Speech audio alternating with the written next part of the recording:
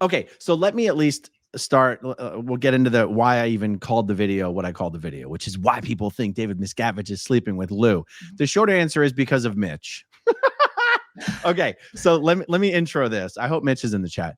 So until Mitch, Let's text him. No. Well, I don't want to. No.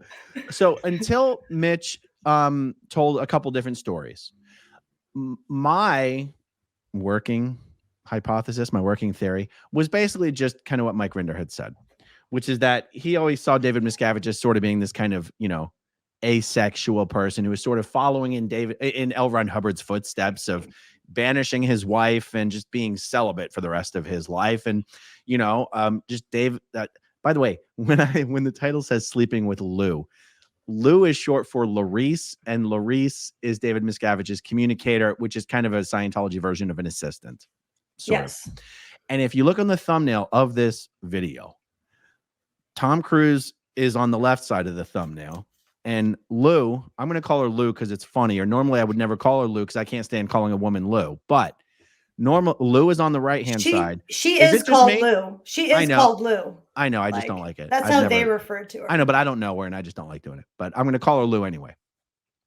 Like in videos, I usually call her Larice just because I don't want to call a woman Lou. It just feels stupid. But I understand that people call her Lou. Is it just me, or does Lou look an awful lot like Tom? So Miscavige is finally getting what he always wanted, which was to be able to bang Tom Cruise. Tom in drag, Tom in Prada heels and Prada stilettos. And I don't mean to be mean about it, but every photo I see of Lou, I'm thinking, not an attractive woman. And there was never any part of me that was ever like, also, you and I both know, as does every former Sea Org member out there, what a serious violation of the culture it would be. I don't care if you're David Miscavige, you can get away with whatever you want. I don't give a shit.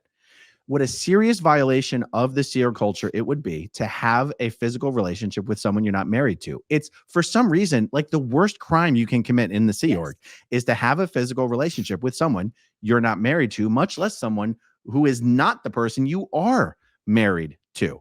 So until Mitch started telling a couple stories, I was completely subscribed to the theory that he banished Shelley to CST and he's just living as this sexless person, and I guess has just been wanking it for the last 20 years, which is also a little hard to believe, to be perfectly honest. Which also would be a stab in the back because people get sent to ethics for that all the time. Right.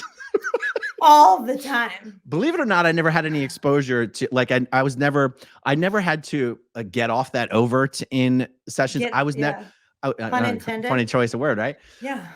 I was not actually aware that people were sent to ethics for pleasing themselves, or stricter at int levels, though, or that it would out-qual you. Like, I found out afterwards that people who couldn't stop doing that would be not qualified to go into security or senior HCO. I was like, or any int level org, that is absolutely insane. Like, I was basically told that, like, my whole crew was getting in trouble because a guy who had trouble not doing that got in a car accident in a vehicle with gear in it.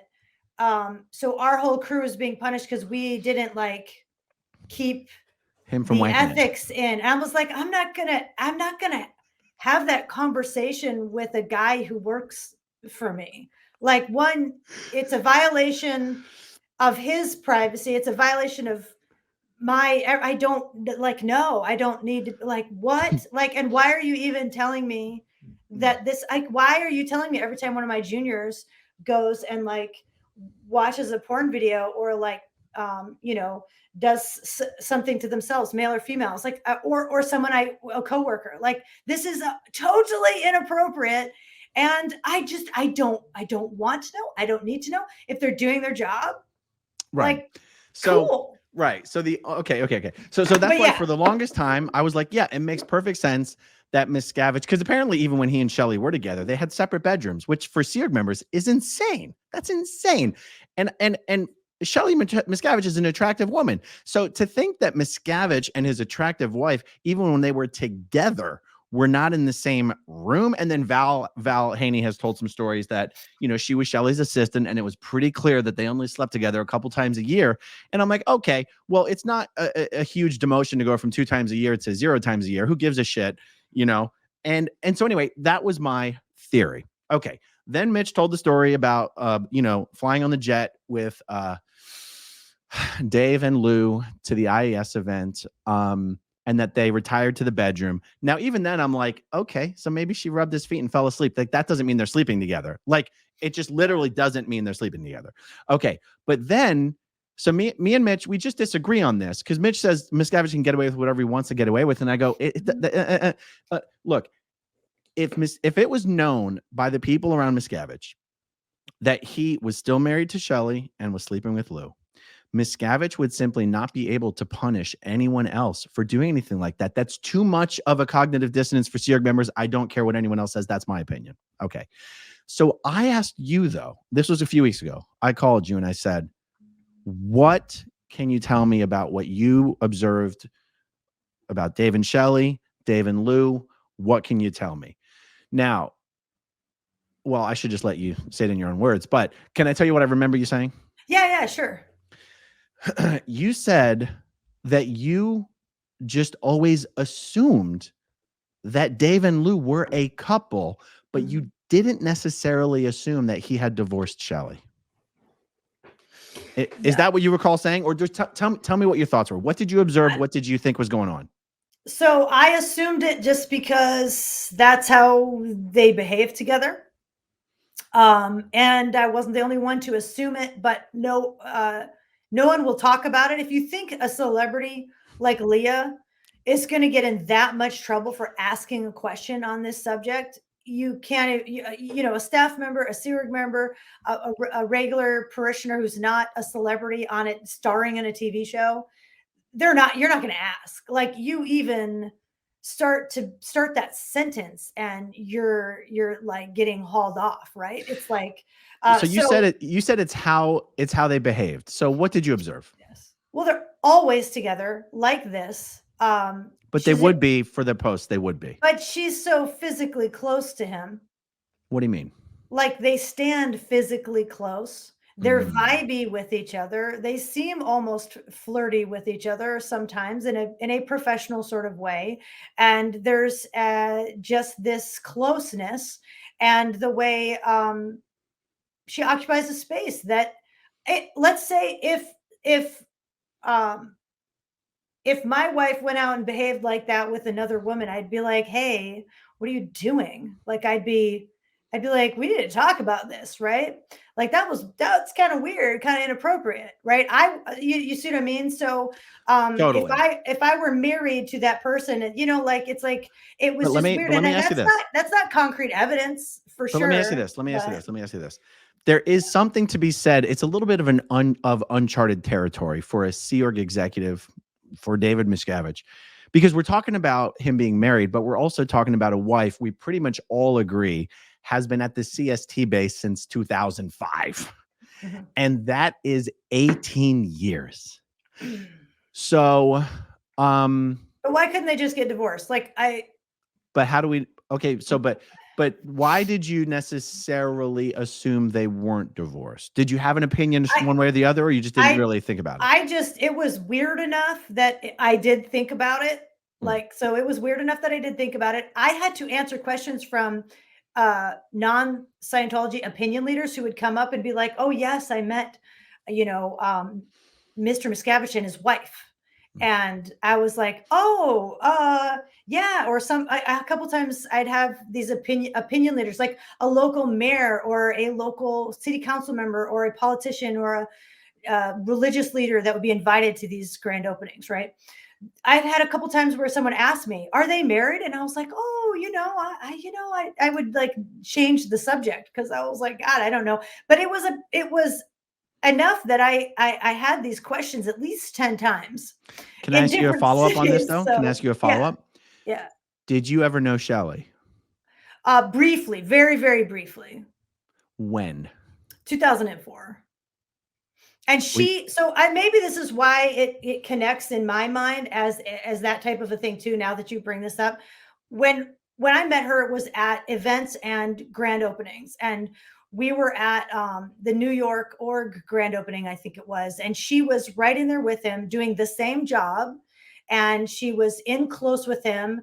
And the only difference is that he walked on the street with his arm around her at one point, but otherwise it was, she was taking pictures of him, and she was in there talking for him, and it's the same role. So you take the same role as what? the same role as what Lou does, which she's mostly called CCR, COB's communicator, CCR. They're doing this, she's doing the same function. So it was as if you took one woman and replaced her with another woman. Right. Doing the same thing. Now, can I ask you a question? Yeah. My understanding is that even when Shelley was holding the post of COB's assistant, that Lou was already also holding the post of COB's communicator. Do you happen to know if that's true? I don't remember. Okay. I don't remember Lou from that time. Okay. That's funny because Mitch says the exact same thing. He just doesn't remember Lou from that time. Yeah. Okay. So there was another question I had there. Okay. When you met Shelley, was she introduced to you as COB's wife, or did you just know that COB's assistant was married to COB? Like, how did you even know it was Shelley? I think someone else told me it was his wife. Okay. And she was introduced as COB's assistant. And I was so new to everything at that time. I also was going through interrogation questioning. And some of those questions had like, COB assistant, like, do you have any negative thoughts against COB assistant and these posts and stuff? And I was like, I started my clearances. I was so green because they just recruited me for being able to film things, that they were sex checking me, like interrogating me about COB. And I was like, who's that? Like, okay, can you so imagine? let's fast forward a little bit. So you met Shelley, you knew she was COB's assistant, you knew they were also married. Mm-hmm. What you fast forward a ton of years, you're working with Dave, Lou is there, Shelley's not. They're getting very friendly, they're very close, they're flirty. You've got public coming to you saying, I just met COB and his wife. Yeah. What made you necessarily think? It seems like the natural assumption would be, well, he must have divorced Shelley. What made you think they hadn't gotten divorced? I didn't know one way or the other. I just knew I couldn't ask. So I was like, but the thing is, the reason why it's possible is because of the narcissism I started to observe. And what's possible?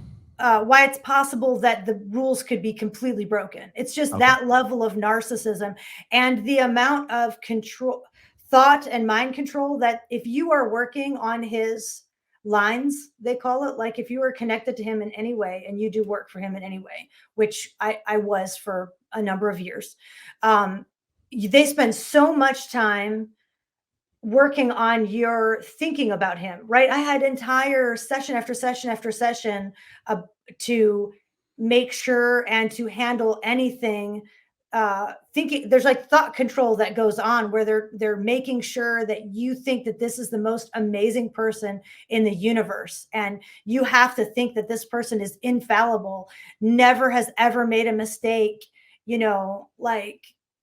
their shit doesn't stink, right? So there's so much attention put on that, and the people surrounding are so thought controlled, to such that is the subject that everyone was worried about more than anything else. Like if I had gone back to do my handlings, I would have gotten another 2 months of every day going in a room to clean up and to try to get me to think that everything's wrong with me and there's nothing wrong with that person. Sure. So let me ask you this. When a Scientology public, actually, I think you said it was a non-Scientologist, like civic leader, like, a council member or whatever, comes to you and says, I just met Mr. Miscavige and his wife. Did you happen to know one way or the other, whether they were just assuming it was his wife or whether Dave might have actually introduced her that way? I don't know. I never heard an introduction like that. Because it seems to me to be unusual for a non-Scientologist to meet someone like David Miscavige and a woman who could easily be working for him and just assume they're husband and wife. That seems to be a little bit of a leap in the normal world. That's true. I mean, people assume stupid things all the time, so sometimes, but that is a big one, especially if you're talking about, regular people assume stupid things, but if you're talking about political type people or people who hold public office, they usually have a certain degree of training intact, and they're not supposed to make faux pas like that. So Sure. it's a very good point. It's food for thought. And I think, I can't say whose theory is right. I genuinely don't know. I don't know. We certainly can't prove it. But here's why I come down on this, where I come down on this. I know that Mike Rinder, for example, has said Miscavige would absolutely never want there to be any paperwork proving that he and Shelley are divorced. And that seems to be the main reason Mike would say there's no way they're divorced, because Miscavige wouldn't want that paperwork. As soon as I was contacted by some attorneys who made it clear to me it would be possible to get divorced and bury the paperwork, then I immediately go, it's more of a faux pas for a Sea Org executive to be thought to be having a physical relationship with someone other than their wife than it is to think that David Miscavige would get divorced. People in the Sea Org get married and divorced like it's just another Tuesday. It's not a big deal to get married and divorced in the Sea Org. It's not even out PR. It's not even bad PR in any way, shape, or form. So when you're someone like Miscavige, who does rely on perception, the idea that he would allow people to believe or do something that would allow people to believe he has not only banished his wife, but stayed married to her and just is cheating on her with his communicator for the last 15 years. Which one of those is more believable? It's more believable that they buried some divorce paperwork and had some Scientology marriage ceremony that maybe there's not even any legal paperwork on it. And he doesn't want, maybe because Shelley already went south, he doesn't want there to be another a publicly known Mrs. Miscavige, that they just had the Scientology ceremony, in a fucking RTC boardroom or something. Like you're talking about it so much that maybe he's jumping on a private jet to Vegas right now. And the truth is, it's all speculation. I mean, it's all speculation, but I go, but what makes more sense from a Sea Org executive perspective? That you are technically married, although it's not broad public information. Even Sea Org members don't seem to be aware of it. No. Or that everyone knows, because everyone knows Shelley's gone and everyone knows that he seems to be with Lou.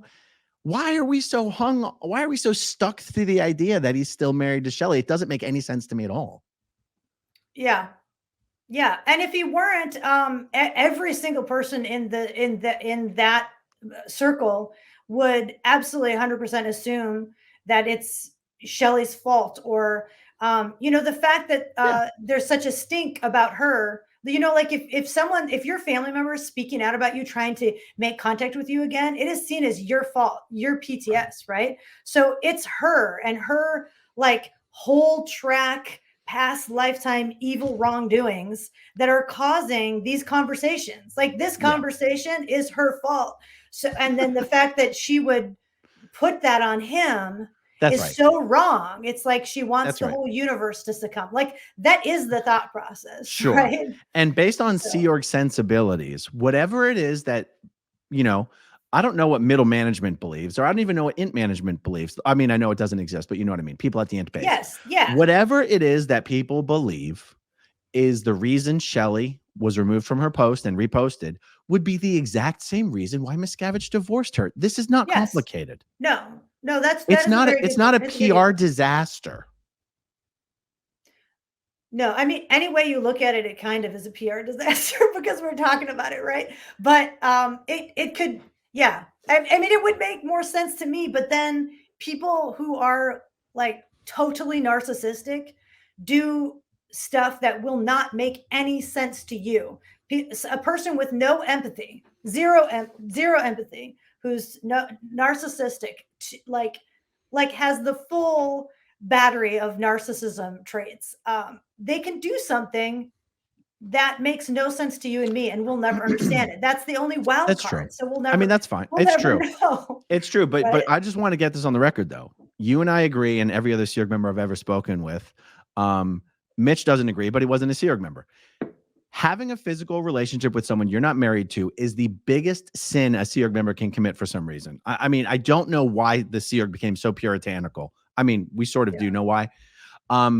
But honestly, it's worse than almost anything you could do. I mean, first of all, it used to get you instantly sent to the RPF, and now, because they sort of got rid of the RPF, instantly beached. You pack your bags, you're out of here, you're gone. It's like, and to think that that's the penalty in the Sea Org. But David Miscavige is, my point is just, if all he has to do to live by the rules is get divorced from a woman he hasn't seen in 17 years, why in the world do we think that's not what he did? I don't understand. I don't know, but Mitch has a different perspective that by not being a Sea Org member and being someone who was more, who David Miscavige would write to him as you're my friend, like that type of connection. So he may have seen a different level of narcissism. It doesn't make it a more qualified perspective. It actually makes it it actually makes it an unqualified perspective. I know you're in the chat, Mitch, so it's not an insult, but Mitch is the first person to Mitch is the first person to admit that he got. Mitch is the first person to admit that he got special treatment, and he was sort of, and it's like, well, okay, but if all that thing is true, then you don't actually. It's fine. It's not really an argument. I just wanted to pick your brain on that. So because I spoke to another Sea Org member who no one's ever heard of yet because he's never spoken out, and Scientology doesn't even necessarily realize he's out. Yep. And he was in the LA area, and I said, what can you tell me about your observations and thoughts about the Shelley versus Lou thing? And he goes, this guy was a Sea Org veteran. Okay. But he was never at INT. And he goes, I have never heard of or seen Shelley Miscavige. I have no idea who she is. And I said, well, were you under the impression that he was married to Lou? And he goes, someone told me that COB was married to someone in his entourage. And I just assumed that's who he was married to. And so it's like, and that's all. Because the truth is, none of this really matters. It's just that the media is so fascinated with Shelley Miscavige. Yeah. And anyway, I don't know why he is so fixated on not letting the world, on not offering any evidence that Shelley's alive. Do you know how much shit I take in the comments section when I talk about Shelley? He's like, oh, she's dead. You're deluded. She's dead. It's like, gosh, she's okay. So we think, so people think that they would bury her death certificate, but they don't think he would bury a marriage certificate. It's like one or the other, guys. Like either both are true or neither are true. I don't think he needs to. Like, you have to understand the power of the mind control. I don't think anyone needs to kill her, and that's higher risk. It's easier to just mind control someone who has been raised and conditioned for years to be controlled. Why go to murder would be a lot more messy, and a lot more to deal with and involve other people. Yeah, she's not dead. The I don't LAPD think met so with in a her. million years. Yeah, it's like, but there's no reason to. It's almost like it's so unnecessary. There wouldn't even be a motive. Exactly. Right. Okay, good. All right, let's bury the Shelley issue. Pun intended. Okay.